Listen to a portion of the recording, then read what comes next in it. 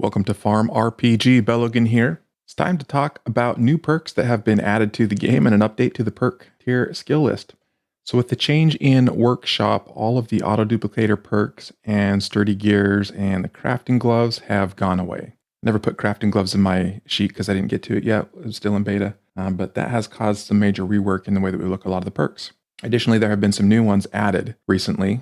Perks to add to your bank max interest up to 40 million into 2 perks. So that's savings account 2 and 3. Seller capacity has been increased up to 300 bottles. So that is seller expansion 2, 3, and 4.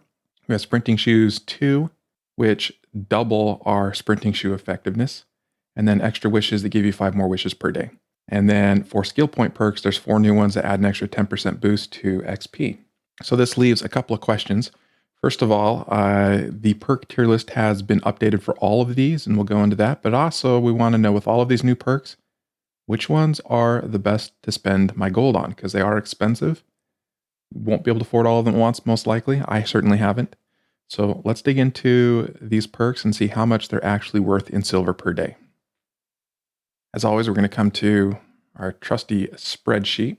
And I have broken these down by perks, how much they cost, potential profit, and then the profit per gold that you're spending. So extra wishes was a little bit tricky because really the profit you can potentially get in here is very situational. If you have your green dragon maxed out to level 6, he's bringing all the rune stones to craft spheres, specifically the inferno spheres. And usually what I find happening is I'm short one specific rune. It's either 9 or 4 that I'm always short. And so you can toss those rune stones that are around it. So if I want to get 4, I'll toss in either 3s or 5s and potentially get a 4 out to make another sphere. Now that only works for the first 10 rune stones. The second 10 are not in the list. My bird loves this analysis again. So tossing these in, I'm assuming on average you're maybe going to get 2 of the rune stone you want. Sometimes you're going to get more, sometimes it's less. And if we look at our spheres, now these were times 100 based on your percentage. I just took an average of maybe 3 million in profit per inferno sphere that you can craft. So we're assuming roughly 6. There's, like I said, there's a lot of variability in there, a lot of assumptions, but that's equivalent of about 48 silver per day per gold that you spend on that perk. Sprinting shoes 2, I absolutely love, but it doesn't really increase your profit. It just makes you explore faster. And there's some implications of this in the bonus exploring XP that's gone away because this multiplier made it just too much that you used to get from having sprinting shoes and exploring effectiveness working together. I'll get into that in the tier list. All right, seller expansion. Every expansion adds in 50 more bottles. And we know how much we can get per 50 bottles just because if we come over to our chart here, we look at our maximum per day. Remember, that's if we sell it 32 days instead of 33 with max perks. 45 million silver. Basically, if you divide that by 3, it's just over 15 million silver per day per 50 bottles. So the cheapest one obviously is worth the most. Since it's only 150, that's worth 101,000 silver per gold that you spend. And then it goes down from there on up to the 351 at 43,000 silver per day. So that puts potentially extra wishes right between seller expansion 3 and 4. Lastly, we have savings account 2 and 3. Those are flat out interest rate increased, or not interest rate increase, but how much interest you can earn. You have to have, I think, $1 billion in the bank to get the maximum out of it of 40 million per day, which late game, that's very easy to do. But per gold, it comes out as a flat even 40,000 silver per day per gold that you're spending on these perks. That makes them the potentially least profitable of all the perks. Really, extra wishes, depending on how you use it, might not bring you anything. But versus the seller expansions, if you have your other perks for seller insulation, they're worth a little bit more silver per day per gold that you spend. With that, let's jump into our perk tier list change. We're going to start with the farm supply perks.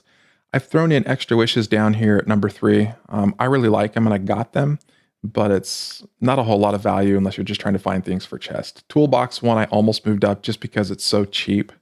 At 25 gold now, that's really easy to get. Maybe it's worth it sooner.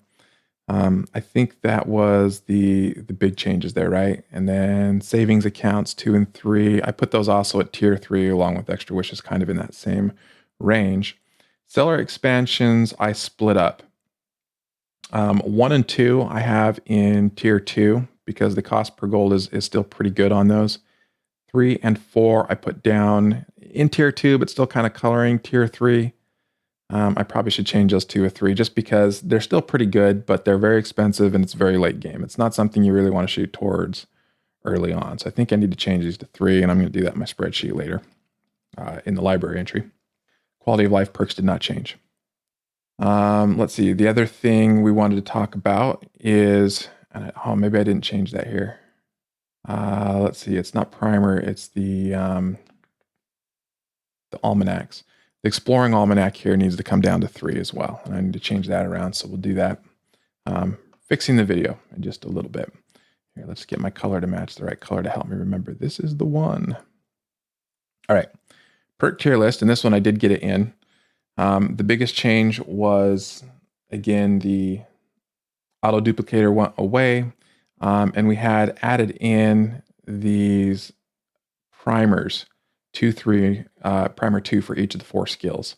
That both all add 10% extra interest. They cost 25 skill points instead of 10. So I moved these down to a tier 4 versus a tier 3 for the other ones. And exploring primer, I used to have that a tier higher, but what's happened is the bonus experience you got for multiplying, having exploring effectiveness turned on with additional exploring experience. It used to be the multiply because you would say had exploring effectiveness of 4. It would take your base experience times 1.1 or 1.2 if that was your multiplier for the first explore. Then add the base experience for the next one, then multiply it by the multiplier again. And so it was kind of compounding exponentially. And so when we got into the very high explorers like 2028, you're getting thousands times more experience than you're supposed to. So that got turned off, really putting it on par with the other experience perks, which to me makes them not really worth getting. Already, once you hit level 99 in the skills, they're not worth it. We can get there pretty quick in most of the skills nowadays. The hardest one really to get that took the longest is farming, and that one really you mostly get by buying upgrades, not by farming where that experience kicks in. All right, so there you have it. That is the update to the perks and my tier list on those, and a breakdown of which perks are best for the money. Hopefully this was helpful for you guys. As always, thanks for watching.